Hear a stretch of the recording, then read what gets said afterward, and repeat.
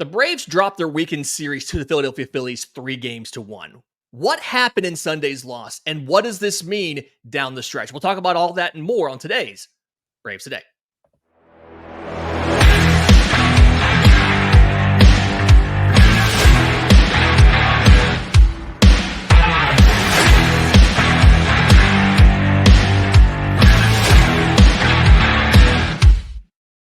Yes, welcome on into Braves Today. I'm your host, Lindsay Crosby, joined, as always, by my good buddy Christian Rauh, contributor over on the Braves Today Substack, bravestoday.com.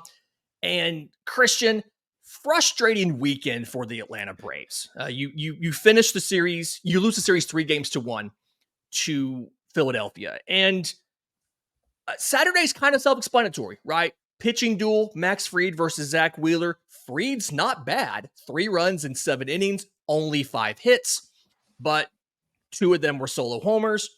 I want to talk about Sunday because Sunday was a winnable game that you did not win. And there was 2 pitching decisions that I think played an outsized role in this matchup. So, reminder, if you want to see more about this, the Braves Today Substack, we wrote up takeaways from Sunday's game, so go check that out, bravestoday.substack.com. But Spencer Schwellenbach had a good outing, okay? He gives up 2 runs on 2 runs in 6 innings, only 5 hits, walked 1, struck out 2, didn't get a lot of swing and miss, was getting a lot of balls put into play. The defense was making plays, things like that. And the issue here was in the 6th inning, okay? The sequence here. Trey Turner's on first. There's 2 outs. Bryce Harper gets a bloop double down the left field line. Bad luck hit I believe it was under 75 mile an hour exit velocity, but lands just inside the line. So runners on second and third. Nick Castellanos is down 0-2. Again, 2 outs. And what does he do? He does this. He sends one to left center. Nick Castellanos has tied the ball game. He heads to second base. He's in there. Back-to-back doubles. And the bank is rocking. Hits a double, scores 2 runs, and game's tied at 2. Now, that's not the reason the Braves lost this game. But there was a lot of conversation on social media afterwards about why did you leave Spencer Schwellenbach in the game to face Castellanos for a 3rd time? And for those of you on audio who probably couldn't see, he badly missed the slider. The setup from Travis d'Arnaud is outside corner, so down and away, and he leaves it middle in. So it spun out of his hand weird. Should Brian Snitker have gone to the bullpen versus letting Schwellenbach face Castellanos? We have a lot of, there's been a lot of criticism on Snitker this past weekend, especially when you looked at what happened with the Charlie Morton situation. But in this case, I'm siding with Snitker. I think that you're okay with keeping Schwellenbach in there because he was pitching great. I mean, that was his worst pitch of the night against Castellanos to get that double. Obviously, it's not the best timing, but I would have personally kept Schwellenbach in. I think it was an okay matchup. Who would you have gone to, Lindsay, in this case, and out of the bullpen? So Schwellenbach, I think, did a great thing on a national stage. I think that's what we were asking for him to do.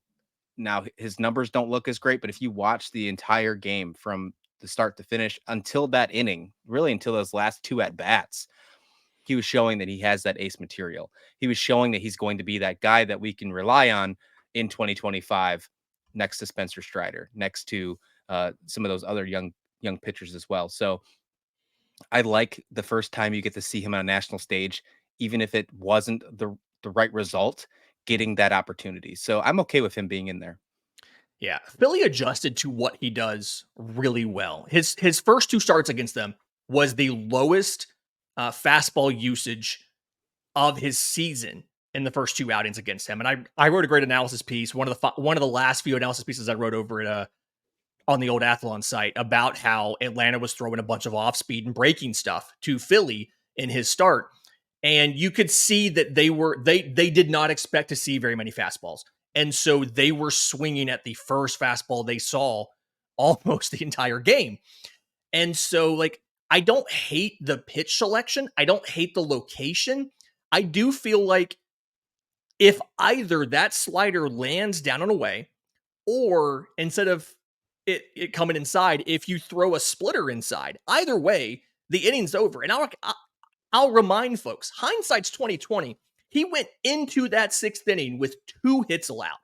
Yep. I believe, I don't quote me on this. I think Trey Turner was the first runner to get in the scoring position off of Schwellenbach. I don't hate letting him stay in the game. I obviously hate the outcome. And I think a guy with control as good as Schwellenbach is, he rarely walks guys. He walks 3 guys in an outing. That's a bad outing, right? He rarely misses that bad. And like this was in a season full of bad luck for Atlanta, this was a bad luck miss. It was a 10th percentile outcome on that pitch. And so you hate how it happened. I don't hate the decision making there. And I know that's an outlier in Braves country, but that's not the big decision. I think that everybody, like, people are going to point to that one, but I think there was another decision for the walk-off that was even worse. So you get to the final inning, right? We're in the 11th, and Aaron Bummer is in the game. And again, one of the analysis pieces I wrote, the final analysis piece I wrote for Athlon was Aaron Bummer needs to be used more in high leverage spots because he has some of the lowest exit velocities allowed in baseball. He has one of the highest ground ball rates in baseball. And so because of that, he's allowed 1 barrel all year. And the most likely scenario is that he's going to get a ground ball and you're going to get an out. And so in that final inning, runners on second and third, 2 outs, they pull Aaron Bummer to send in Grant Holmes against Nick Castellanos, which I already hate this because if you remember from, I think it was Thursday's game, Grant Holmes faces Nick Castellanos in the 7th inning, grooves a fastball, launches a 2-run homer. That is the margin of victory for Philly. So Grant Holmes facing Castellanos last night in the 11th inning and gets him down. I believe he gets him down 1-2. He starts him off with a fastball, elevated, catches the very top of the zone. Castellanos is taking the whole way. He's not even trying to swing. And then he gets him 1-2 because he throws 2 low sliders. One of them's almost in the dirt, and Casty just barely fouls them both off. And then this happens. He sends one up the middle, and Nick Castellanos walks it off. The Phillies come from behind 2-0 and win it in 11, 3-2. I hate how this episode has turned into a Castellanos highlight reel, but that's really what happened. Nick Castellanos is the MVP of the series for Philly, honestly. But he gets a fastball middle of the zone. And so I'm frustrated that one, you don't make the decision to pull out Schwellenbach earlier in the game, which again, I'm fine if he stays, but I'm mad that you don't see the urgency of doing it there. But then you turn around, you take out the ground ball specialist to put in a guy who's going to groove a fastball to Nick Castellanos and who did that same thing and gave up a homer to Nick Castellanos on Thursday. I don't understand the decision making here, right? Yeah, and you take Bummer out after the couple outs he already got, and the three batter minimum, right? Right, and I think it was. We go back to the criticism here. I think that you should have kept him in for at least one more, and the reason behind that is he induced that ground ball right before it that should have been a double play, but was missed by Merrifield. It was an overthrow or a weird throw that Olsen just missed Harper on the tag at first base. If he gets that tag or that throw is better in the field, the inning's over, right? So he did his job. Yeah, it almost like they kind of took that from Bummer and like put the blame on him. And if you look at the stat sheet, and if you didn't watch the game, you see he gets the loss. It's another reason why pitcher wins and losses are stupid. But Yep. uh, Bummer should have stayed in.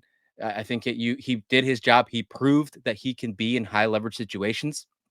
He didn't make you a liar, Lindsay. He did exactly what you explained in Thank you. analysis. And I think that if he would have stayed in and finished that inning, even if it was just one more at bat against Castellanos, I think we might have had a different result. But then again, on the flip side, you can't go into Citizens Bank Park and have 2 extra innings of no offense, Lindsay. You really can't. You can't have that. Yeah, I'm getting to that. But I think the last thing I want to say about the Bummer thing is, to me, here's why I don't understand removing Bummer. Is I understand the lefty righty matchup, right? He's a lefty. Castellanos is a righty. Aaron Bummer's batting average allowed to lefties and righties are within 5 points of each other. So it's not like he has a platoon issue. And people are going to say, well, his ERA is in the threes. His fielding independent pitching entering Sunday's game was 189, the third best mark in baseball among relievers who have as many innings as he does. And you touched on it. They had a double play ball that they didn't turn the double play on. Like, he has been failed by his defense this year. But I still feel like trying to get one more ground ball is more sustainable than letting Grant Holmes groove a fastball. And this is the issue to me is, yes, like, 2 things can be true at once. These were not great sequences, right? The miss by Schwellenbach, the pitch decision, the game calling there the decision to go to Grant Holmes, and then the pitch selection in that at bat. You should never be throwing Castellanos multiple fastballs in an at bat. He actually said on Thursday after the game, his quote was about essentially he just looks for baseballs and just swings. He doesn't have an approach. Quote, Right. my style of hitting, which is always like glorified batting practice, I don't really have an approach. I look for the baseball and I hit it as hard as I can. And in that at bat, you saw him foul off 2 sliders below the zone because he doesn't have an approach. He just looks for baseballs and hits baseballs. And most professional hitters can hit a center cut fastball. So, but you touched on the real issue. The real issue was not those 2 pitching decisions. The real issue was the offense. Okay. After Schwellenbach tied the game up with that Castellanos double, Atlanta got the leadoff runner on in the next 5 innings and never brought them in. They had the bases loaded in the 9th. Orlando Arcia had an atrocious at-bat, facing a pitcher who had walked multiple guys in the inning and could not hit the strike zone. He chased multiple pitches out of the zone. And then, so the bases loaded the 9th, and then they couldn't even advance the ghost runner to third base in the 10th. For the game, Atlanta finished 0 for 10 with runners in scoring position. They left 9 men on base. And so you can be mad about the pitching decisions in the 6th and in the 11th. But that's not why Atlanta lost. Atlanta lost because the offense failed to produce. Yeah, no, 100%. And you even went farther than what I was going to say. I was just more concerned about the extra innings portions because, you already have an inherited runner and you're at the top of the inning. For a safety blanket, you want to at least try and score 2 in extra innings. They couldn't even get remotely one even close to the plate. So, yeah, big issue, 100%. And the offense wasn't great. And you also mentioned they were swinging. They were having a hard time finding the zone. There was multiple pitches where they were swinging above the zone, especially when Nola was in with his curveball. I mean, he's one of the greatest curveballs in all the league. But when his curveball was in, they were having a hard time, keeping their bat out of the dirt. It was a really tough. It was a really tough day overall for the entire Braves offense. If I remember correctly, this is before Esteves came in, so it might actually be a little more, and I'm sure it is, but they had 28 swings and misses in the entire game, and they struck out 14 times. So it's only 6 definitely hits. Something. Yeah, you got you got to be better than that, especially when you're trying to even the series against a tough team, a team that's a contender in the playoffs and the postseason. and moving forward. So this might have been the last little fork you need to stick in the NL East, unfortunately, Lindsay, but that doesn't mean that the season's over. It's far from over. Yeah, and I think the issue here was just the inability to put balls into play, right? Orlando Arcia gets that pop-up there in the ninth. And Snit said after the game, like, I'd like him to hit a sac fly or get a base hit. Hitting's hard. In those situations, you want a better result, but he's up there trying. And I'm like, you know what? I understand he's trying, but the approach, I mean, and here's the issue. You didn't really have any other options. You had to bat Orlando Arcia. You didn't have anybody else to play shortstop. You couldn't pinch hit for him because if you didn't get the hit there, you didn't have anybody to play shortstop. Or I guess correction, you could move Luke Williams to short. Then you have nobody to play third base. So, in his past experience against Philly, especially over this series, with him having 2 home runs, it made sense to keep him in the situation, even if you did have a possible replacement. Yeah. But the at bat makes you question, okay, what was going on there? Because the at bat was arguably one of the worst ones of the night, and in the biggest, clutch situation, if you believe in the clutch trait. Yeah. And then the decision to, I mean, we can keep on nitpicking here. The decision to pinch hit Adam Duvall for Eli White in the 10th inning. Duvall has not hit righties all year. He's barely played in the month of September. I'm sorry, the month of August. And Snitker said going with the more experienced guy, like that's why he made the decision. He's been struggling, hasn't had a lot of at-bats, but he's working his tail off. I don't want that game to get over without using him, with him sitting there on the bench. And experience, fine. Eli White's been playing every day in Gwinnett. He's been in the lineup every single day in Gwinnett. He came up on Sunday. It's not like he sat at the major league level for a week. Adam Duvall, I haven't checked this. I want to say got 20 at-bats in the month of August. And I understand the experience argument. Go with the dude who's consistently been seeing pitches, live pitches in game situations for over a month versus pinching Adam Duvall. But this is all nitpicky stuff. I think the ramifications here going forward are kind of big. You touched on it earlier. You're only 1 game up on the Mets now. And so this week, you've got Colorado coming to Atlanta. Then you've got the Toronto Blue Jays coming to Atlanta. These series are now must-win series because your next to last matchup of the year is 3 against the Mets. And so you have to give yourself some sort of cushion. You have to build that cushion from 1 game to 2 or to 3 in case your offense continues to not produce when you face the Mets. So it just raises the stakes. This isn't necessarily the playoffs yet. If you lose a series, your season isn't over. But you've got to get it done this week simply because the margin for error is virtually gone. Yeah. Talking about Duvall here, I looked it up while you were talking there. 23 at-bats in August, 174, 208, 304 slash line. So obviously that's nothing you want to bring off that bench as of right now. So I'm with you on that. And one last thing about Sunday, I know that we're kind of nitpicking, but with the exception of the Grant Holmes at bat, this bullpen was great. Five innings, only that 1 hit allowed, 7 strikeouts. They did have 3 walks, so I guess we can put there. But Iglesias was fantastic in his 2 innings that he pitched. Another 2 innings from Iglesias is great. But yeah, after the game, he said he wanted, Snitker said Iglesias came to him and said he wanted to go back out for the 11th. Oh, and it's like, no, like you've done your job. We have to do ours now. And then of course they didn't do it, but they had a day off. They have a day off today, man. They should have considered it. They didn't. I don't think they used them on Saturday. So sure, let them go a 3rd inning and then, and then go to the off day. But there's some moves happening, roster moves, injury returns, things like that, that are going to impact this team down the stretch with those important series that Braves have to build that cushion back. We'll get into all of those next, right here on Braves Today.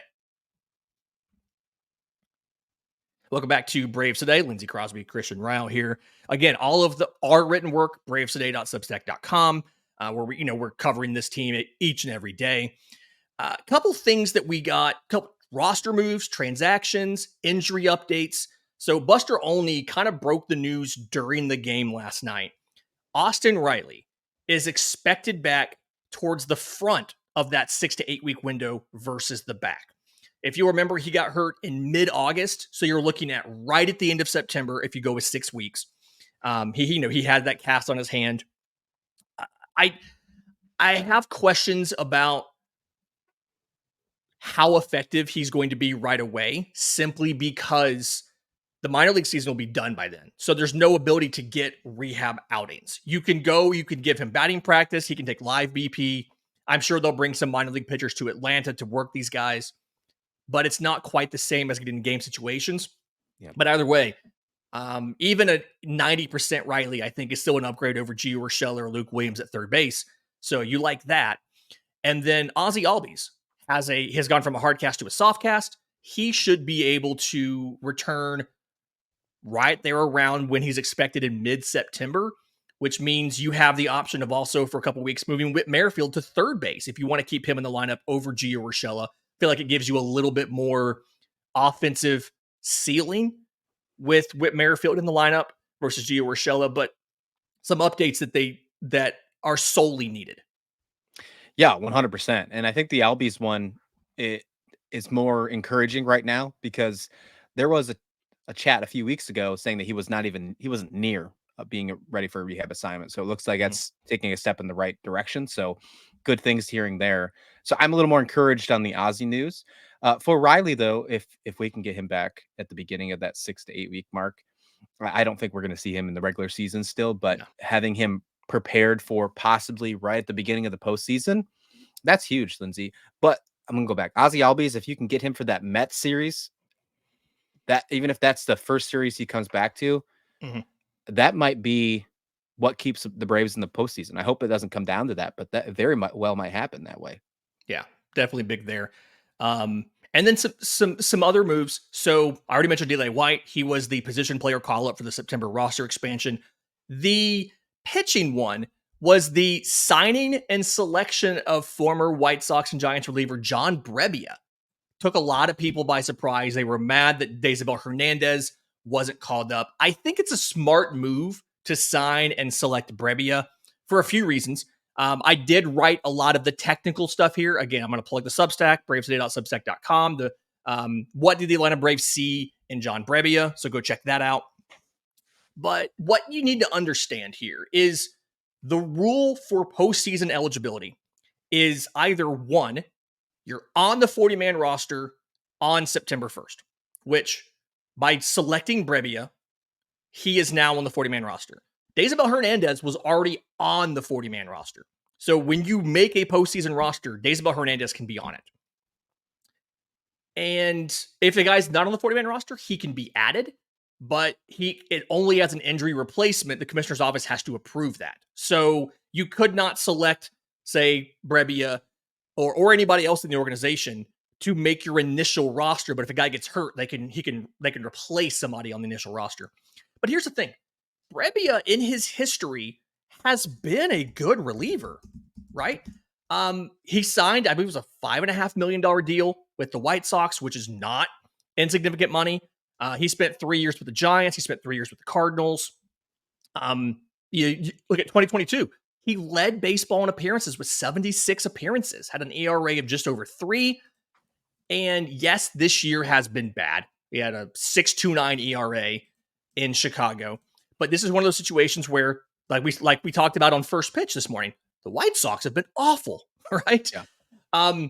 21 consecutive games over the summer they lost. The run differential is almost 100 points or 100 runs worse than the next closest team. And this reminds me a lot of going to get Pierce Johnson last year. Pierce Johnson had an ERA of 6 with the Rockies. They get him at the trade deadline. He puts up a 0.76 down the stretch in Atlanta. Re-signed on a 2-year deal this offseason. Again, go to the Substack. I wrote a whole technical thing about the swing and miss, what Brebbia does well, how you can tweak him to make him more effective. So go check that out. But this costs you a prorated portion of the major league minimum for the last month of the season. If he's not good, you can cut him, you can release him, you can send him back to Gwinnett. It doesn't matter. But if it works out, if you can fix him, you get another veteran arm you can potentially stick in your bullpen. Because I think we're both confirmed right now, Luke Jackson and Jesse Chavez are not making the postseason roster. Yeah. Hernandez probably gets one of those spots. Brebbia probably gets the other if he's good. And if he's not, you find a different reliever in AAA. And Jimmy Herget maybe a Ken Giles, and you stick them in there. When you look at Brebbia's stats, they are bad. Yeah. But I'm going to point a lot of that to Chicago because you mentioned that 6.3 ERA. His FIP is almost is like 2 down. I think it's like 4.4. He's a 4.43 FIP. So still not amazing. Yeah. But if you put what you have in the Braves infield behind it, especially when you get Ozzie Albies and Austin Riley back, I think it could be one of those nice little additions to the bullpen. And I like what you're saying there. It doesn't sound right on paper when you hear the name. You're like, Brebbia from the White Sox, what? But when you adding an extra reliever to your 40-man roster before the September call-ups, before the September locks happen, that could be a really, really crucial piece, especially because I don't know if you guys remember this or not. There's been a lot of injuries this year to this Braves team. Not sure if you guys recall, but there have been quite a few injuries to this Braves team this year. So having an extra arm is definitely not going to hurt. We will definitely see Hernandez up, though, at some point in time. No doubt about it. Yeah, I mean, Dansby Hernandez absolutely will be part of this roster, if not in September, then definitely in the postseason, assuming Atlanta makes it, obviously. Another guy who could potentially make it, Tyler Matzek.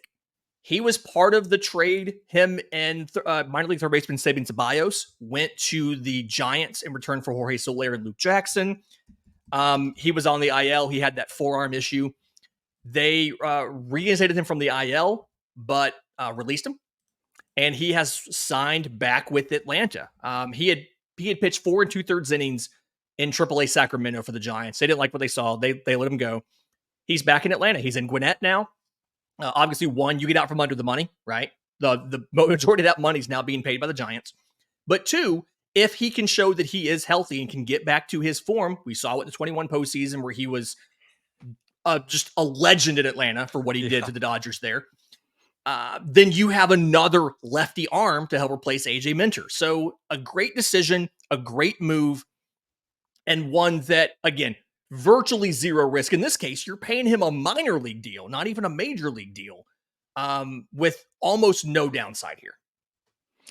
You getting him back, I mean, it just adds more and more fuel to the fire of the funny narrative, the hilarious narrative that we keep running into of the 2021 running it back. You get Soler, you get Matzek. I mean, hey, that's not a bad problem to have if it works out. But if it does work out, Lindsay, I'm going to tell you this. You better sign lifetime contracts to all the 2021 World Series guys because it's apparently working. They found a cheat code. I would love to see You'll Matzek get Will Smith in the Royals. Yeah. Oh, man. Could you imagine? By the way, now, since we're randomly just talking about that, if Will Smith and Tommy Pham are both on the Royals now, that's probably who is going to the American League for the World Series. But come on, give me Matzek. I'd love to see him get back up there and make an impactful piece in the postseason. And we keep saying if the postseason, but the Braves are going to figure it out. They figured it out all season long, even with all these injury concerns, even with everything they've overcome that. They will make the postseason. If they make it a wild card, we've seen that hasn't been a problem in the past. Look at the Arizona Diamondbacks last year. I would still obviously love to have them have a bye week, but that's not going to happen. Right. So give me the Atlanta Braves in the postseason as well. I'm certain. I'm confident it's going to happen. Yeah. One piece you might not have for the post, or you definitely won't have for the postseason, is Yuli Gurriel. He signed a minor league deal with Atlanta this year. Was in AAA playing first base, 75 games, batted .292 with an .863 OPS at the age of 40. Really impressive. Atlanta asked him to move back to third base when Riley got hurt. I think he played one game before he had a hamstring, or he played 3 games before he had a hamstring injury, went on the IL. He was traded to the Royals over the weekend to help cover their loss at first base of Vinny Pasquantino. People are asking how you can make these trades given the trade deadline's passed. Gurriel was never on a 40-man roster this year. The trade was for cash considerations. There was no major leaguers involved. That's how you can still make this trade after the trade deadline. Obviously, they immediately called him up, and he played, got a hit, went 1 for 3 on Sunday in the Royals finale. But that is how you can make the trade. He probably wasn't going to work out at third base. Hadn't played third base since 2019 for a reason. And so, and obviously now you'll have Merrifield in 2 weeks. You'll have Riley back in less than a month. This was the right thing to do for Yuli Gurriel to give him a chance to actually get it back to the majors. So wish him well. Not worried about that there. This has been Braves Today for Monday, September 2nd. Do us a favor. You can follow us on Twitter. I'm on Twitter at Crosby Baseball. He's on Twitter at Christian S. Rauh. You can follow the show on Twitter at Braves_today. And of course, all of our writing, bravestoday.substack.com. Until tomorrow, this has been Braves Today.